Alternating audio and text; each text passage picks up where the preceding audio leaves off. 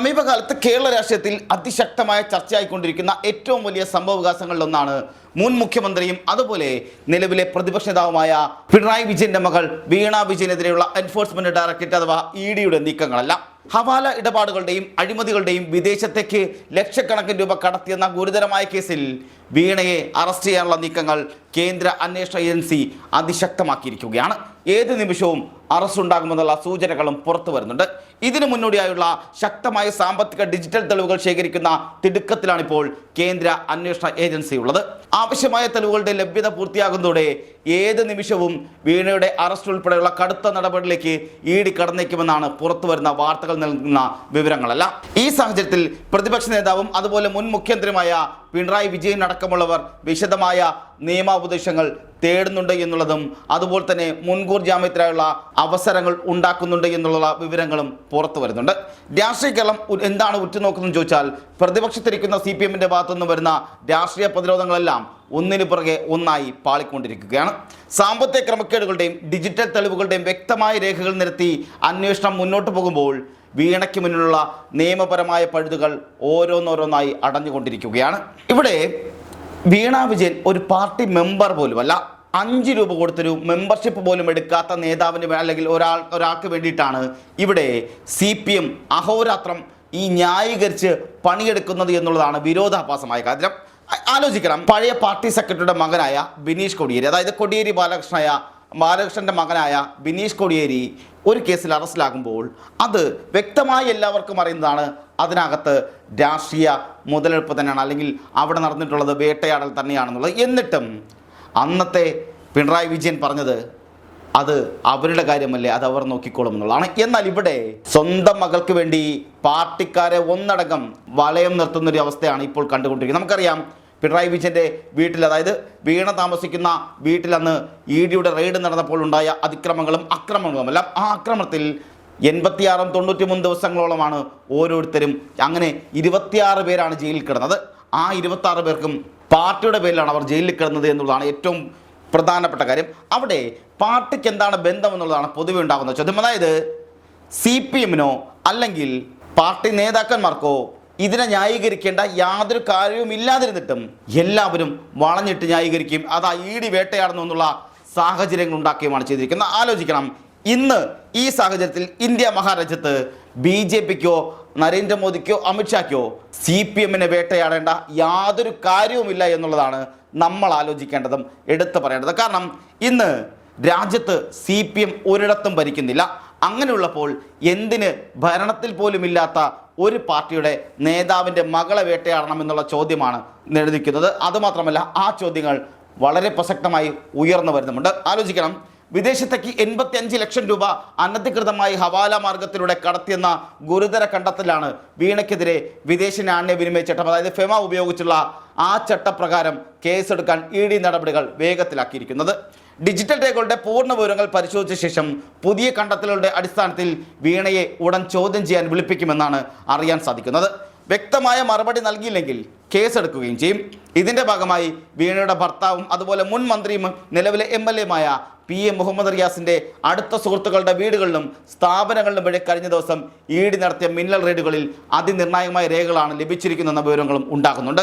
ഈ രേഖകളുടെയും പിടിച്ചെടുത്ത ഡിജിറ്റൽ ഉപകരണങ്ങളുടെയും സൂക്ഷ്മമായ പരിശോധന കൊച്ചി ഇഡി ഓഫീസിൽ അതിവേഗം പുരോഗമിച്ചുകൊണ്ടിരിക്കുകയാണ്. റെയ്ഡുകളിൽ ലഭിച്ച തെളിവുകളുടെയും ഇലക്ട്രോണിക് ഫോറൻസിക് പരിശോധനാ ഫലങ്ങളുടെയും വിലയിരുത്തൽ ഇത് പൂർത്തിയായാലുടൻ വീണയ്ക്ക് ഔദ്യോഗികമായി നോട്ടീസ് നൽകും. വീണയെ വിശദമായി ചോദ്യം ചെയ്യുന്നതിനൊപ്പം തന്നെ മുഹമ്മദ് റിയാസിൻ്റെ മൊഴിയും ഇഡി രേഖപ്പെടുത്തുകയും ചെയ്യും. ഹവാല ഇടപാടിൽ നേരിട്ടുള്ള പങ്കാളിത്തം വ്യക്തമായാൽ റിയാസിനെയും കേസിലെ പ്രതിപട്ടികയിൽ ഉൾപ്പെടുത്തുമെന്നുള്ള വിവരങ്ങളും പുറത്തു വരുന്നുണ്ട്. അന്വേഷണത്തിൽ ഇഡിക്ക് ലഭിച്ച ഏറ്റവും നിർണായകമായ തെളിവ് വീണയുടെ സ്വന്തം കൈപ്പടയിലുള്ള കുറിപ്പുകളാണ് എന്നുള്ളതാണ് ഏറ്റവും ശ്രദ്ധേയമായ കാര്യം. 20.05 കോടി രൂപയുടെ വലിയ സാമ്പത്തിക ഇടപാടുകളും ചെലവുകളും വീണ കൈപ്പടയിൽ എഴുതി സൂക്ഷിച്ചിട്ടുണ്ടായിരുന്നു. ഇതിനാണ് ദുബായിലെ ഒരു പ്രത്യേക അക്കൗണ്ടിലേക്ക് 85 ലക്ഷം രൂപ ഹവാലയായി കൈമാറുന്ന വിവരമാണ് ഇപ്പോൾ വ്യക്തമായിരിക്കുന്നത്. വിശ്വസ്തരായ ചില ഇടനിലക്കാരെയും വ്യക്തികളെയും ഉപയോഗിച്ചാണ് ദുബായിലേക്ക് തുക കടത്തിയത്. റിസർവ് ബാങ്കിൻ്റെ മുൻകൂർ അനുമതിയില്ലാതെ ഇത്തരം വൻതുക വിദേശത്തേക്ക് കൈമാറുന്നത് ഫെമ ചട്ടങ്ങളുടെ അല്ലെങ്കിൽ ഫെമ നിയമനങ്ങളുടെ ഈ പറഞ്ഞ നഗ്നമായ ലംഘനം കൂടിയാണ്. അറസ്റ്റ് ഉൾപ്പെടെയുള്ള നടപടികളിലേക്ക് കടക്കാനുള്ള നിയമവശങ്ങൾ അന്വേഷണ സംഘം വിശദമായി പരിശോധിച്ചു വരികയാണ്. വീണയുടെ കുറിപ്പുകളിൽ പണം കൈമാറാൻ സഹായിച്ച ഇടനിലക്കാരുടെയും വ്യക്തികളുടെയും വരെ പേരുകൾ അടങ്ങിയിട്ടുണ്ട് എന്നുള്ളതാണ് റിപ്പോർട്ടുകൾ പ്രകാരം വ്യക്തമാകുന്നത്. ഈ വ്യക്തികളെ ഉപയോഗിച്ച് കോഴപ്പണം വിദേശത്തേക്ക് കടത്തുകയായിരുന്നു എന്നുള്ളതാണ് ഇഡിയുടെ പ്രാഥമികമായ നിഗമനം. പിടിച്ചെടുത്ത മൊബൈൽ ഫോണുകൾ, ലാപ്ടോപ്പുകൾ എന്നിവയുടെ സയന്റിഫിക് പരിശോധനയിലൂടെ കൂടുതൽ ഹവാല വഴിത്തിരിവുകൾ അല്ലെങ്കിൽ വഴിതിരിച്ചിടലുകൾ പുറത്തു കൊണ്ടുവരാൻ തന്നെയാണ് ഏജൻസിയുടെ തീരുമാനം. നോക്കൂ, മറുഭാഗത്ത് CMRL കമ്പനിയിൽ നിന്നും എക്സാലോജിക് സൊല്യൂഷൻസിന്റെ അവർക്ക് ലഭിച്ച 2.78 കോടി രൂപ കൃത്യമായ മാസപ്പടി കോഴപ്പണം തന്നെയാണെന്ന ഉറച്ച നിലപാടാണ് ഇഡിക്കുള്ളത്. അതായത് അത് മാസപ്പടി കോഴപ്പണം തന്നെയാണെന്ന നിലപാടിലാണ് ഇപ്പോഴും ഇഡിയുള്ളത്. എക്സാലോജിക് സൊല്യൂഷൻസിന് കാര്യമായ ബിസിനസ് വരുമാനം ഇല്ലാതിരുന്നിട്ടും ലഭിച്ച വൻ തുകയും വീണയുടെ യഥാർത്ഥ വരുമാനവും ഒത്തുനോക്കുമ്പോൾ ഇത് വരവിൽ കഴിഞ്ഞ സ്വത്ത് സമ്പാദനമാണെന്ന് വ്യക്തമാക്കുകയും ചെയ്യുന്നുണ്ട്. ചോദ്യം ചെയ്യലിന് മുന്നോടിയായി സാങ്കേതിക തെളിവുകൾ ശേഖരിക്കുന്നതിന്റെ ഭാഗമായി സിം കാർഡ് വിവരങ്ങളും ഇഡി നിരീക്ഷിച്ചു വരികയാണ്. റിയാസിന്റെ സുഹൃത്തായ നന്ദുലാന്റെ പേരിൽ രജിസ്റ്റർ ചെയ്ത മൊബൈലിലെ സിം കാർഡാണ് വീണ ഉപയോഗിച്ചിരുന്നതെന്നും അന്വേഷണത്തിൽ വ്യക്തമായിട്ടുണ്ട്. തങ്ങളുടെ ഔദ്യോഗിക പേരിലല്ല എന്നതിനാൽ റൂട്ടർ വഴി വൈഫൈ കണക്ഷനായാണ് ഇത് പ്രവർത്തിപ്പിച്ചിരുന്നത്. അനധികൃത സാമ്പത്തിക കാര്യങ്ങൾ സംസാരിക്കാനും സന്ദേശങ്ങൾ അയക്കാനും ഏജൻസികളുടെ നിരീക്ഷണം ഒഴിവാക്കാനുമാണ് മറ്റൊരാളുടെ പേരിലുള്ള ഈ സിം കാർഡ് ഉപയോഗിച്ചെന്നും വിശ്വസിക്കപ്പെടുന്നുണ്ട്, അല്ലെങ്കിൽ ഇഡി അനുമാനിക്കുന്നത് അങ്ങനെയാണ്. ഇതിൻ്റെ കോൾ ഡാറ്റ റെക്കോർഡുകളും ഇന്റർനെറ്റ് ലോഗിങ്ങുകളും സയന്റിഫിക് വിദഗ്ധർ വഴി വേർതിരിച്ചെടുക്കുന്നതോടെ അറസ്റ്റിലേക്ക് നയിക്കുന്ന ശക്തമായ തെളിവുകൾ ലഭിക്കുമെന്ന കണക്കൂട്ടലാണ് എൻഫോഴ്സ്മെന്റ് ഡയറക്ടറേറ്റുമുള്ളത്. പ്രതിപക്ഷത്തിരിക്കുന്ന പാർട്ടികൾക്ക് വലിയ ആഘാതമാണ് ഈ വാർത്തകൾ നൽകിക്കൊണ്ടിരിക്കുന്നത്. വരും ദിവസങ്ങളിൽ വീണയെ ചോദ്യം ചെയ്യുന്നതോടെ ഈ കേസ് കൂടുതൽ വലിയ രാഷ്ട്രീയ വിവാദങ്ങളിലേക്ക് നീങ്ങുമെന്നതിൽ യാതൊരു തർക്കവും വേണ്ട. ഈ സാമ്പത്തിക ക്രമക്കേട് കേസ് ഇപ്പോൾ നീങ്ങിക്കൊണ്ടിരിക്കുന്നത് രാഷ്ട്രീയ കേരളം ഇതുവരെ കണ്ടിട്ടില്ലാത്ത വിധത്തിലുള്ള അതിശക്തമായ വഴിത്തിരിവുകളിലേക്കാണ്. മുൻ മുഖ്യമന്ത്രിയുടെ കുടുംബത്തിലേക്ക് നേരിട്ട് നീളുന്ന ഈ അന്വേഷണം പ്രതിപക്ഷ നിരയെയും കടുത്ത പ്രതിരോധത്തിലാക്കിയിരിക്കുന്നത്. കേന്ദ്ര ഏജൻസികളുടെ കൈകളിൽ ലഭിച്ചിരിക്കുന്ന ഡിജിറ്റൽ തെളിവുകളും കൈപ്പടയിലെ കുറിപ്പുകളും ഫെമ നിയമലംഘനത്തിന്റെ കൃത്യമായ രേഖകളും പ്രതിഭാഗത്തിന് ഇനി എങ്ങനെ പ്രതിരോധിക്കാൻ കഴിയുമെന്നുള്ള ചോദ്യമാണ് രാഷ്ട്രീയ നിരീക്ഷകരും അതുപോലെ രാഷ്ട്രീയ കേരളവും ഉയർത്തുന്ന പ്രധാന ചോദ്യം.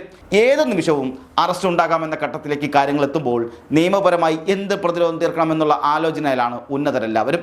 വരും ദിവസങ്ങളിൽ കേരളം സാക്ഷ്യം വയ്ക്കാൻ പോകുന്നത് അതിനിർണായകമായ രാഷ്ട്രീയ നീക്കങ്ങൾക്കും ചോദ്യം ചെയ്യലുകൾക്കുമായിരിക്കുമെന്നതിൽ യാതൊരു തർക്കവും വേണ്ട.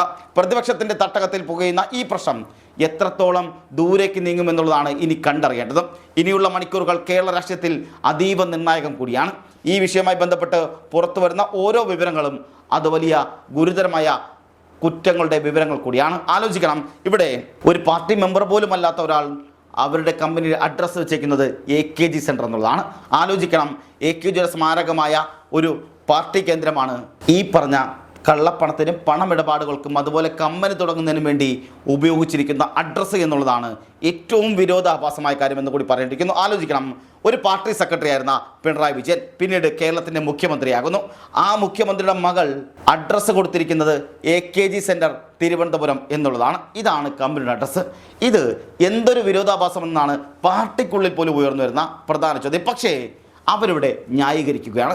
ഏത് വിധേനയും ഞങ്ങൾ സംരക്ഷണം തീർത്തിരിക്കും എന്ന് പറഞ്ഞുകൊണ്ട് CPM മുൻപന്തി നിൽക്കുമ്പോൾ CPI പറയുന്നത് അത് അതിൻ്റെ വഴിക്ക് പൊക്കോളുമ്പോൾ ഞങ്ങളുടെ വിഷയമേ അല്ല, ബിസിനസ്സായും രാഷ്ട്രീയമായി തന്നെ നിൽക്കട്ടെ എന്നുള്ളതാണ് CPIയുടെ നിലപാട്. ആലോചിക്കണം, LDFിലെ പ്രധാന ഘടകകക്ഷിയായ CPI പറയുന്നത് അത് ഞങ്ങൾക്ക് യാതൊരു ബന്ധവുമില്ല എന്നുള്ളതാണ്. ഇതല്ലേ CPMും പറയേണ്ടത്? കാരണം അവിടെ നടന്നിരിക്കുന്നത് പാർട്ടിക്കെതിരെയോ അല്ലെങ്കിൽ പാർട്ടി നേതാവിനെതിരെയോ അല്ല ഉണ്ടായിരിക്കുന്നത്. ഇത് പാർട്ടി നേതാവിൻ്റെ, പാർട്ടി സെക്രട്ടറി ആയിരുന്ന ആളുടെ, മുൻ മുഖ്യമന്ത്രി ആയിരുന്ന ആളുടെ, നിലവിലെ പ്രതിപക്ഷ നേതാവായ പിണറായി വിജയൻ്റെ മകൾക്കാണ്. ആ മകൾക്ക് പാർട്ടിയുമായി യാതൊരു ബന്ധമില്ല എന്നുള്ളത് എടുത്തു പറഞ്ഞ കാര്യം. പിണറായി വിജയൻ അച്ഛനാണ് എന്നുള്ളതല്ലാതെ പാർട്ടിയുമായി യാതൊരു ബന്ധവുമില്ലാത്ത ഒരാളാണ് വീണ തൈക്കണ്ടി എന്ന വീണ വിജയൻ. പക്ഷേ പാർട്ടിയുടെ സർവ്വസന്നാഹങ്ങളും ഇറങ്ങി ഇപ്പോഴിതാ വീണ വിജയനെ ഏത് വിധേനയും സംരക്ഷിക്കുന്ന അവസ്ഥയുണ്ടാക്കുകയാണ് ഇപ്പോൾ CPM ചെയ്തിരിക്കുന്നത്. മാത്രമല്ല ദേശാഭിമാനിയുടെ മുഖപത്രത്തിൽ പോലും പറയുന്നത് എന്ത് വില കൊടുത്തും വീണയെ സംരക്ഷിക്കുമെന്നുള്ളതാണ്. ആലോചിക്കണം, ഇവിടെ നടക്കുന്നത് പാർട്ടി നേതാവിൻ്റെ അല്ലെങ്കിൽ മുൻ മുഖ്യമന്ത്രിയുടെ പ്രതിപക്ഷ നേതാവിൻ്റെ മകളെ സംരക്ഷിക്കുന്നതിനായി പാർട്ടി ഒന്നടങ്കം അരയും തലയും മുറുക്കി ഇറങ്ങുന്ന കാഴ്ചയാണ് കാണാൻ കഴിയുന്നത്.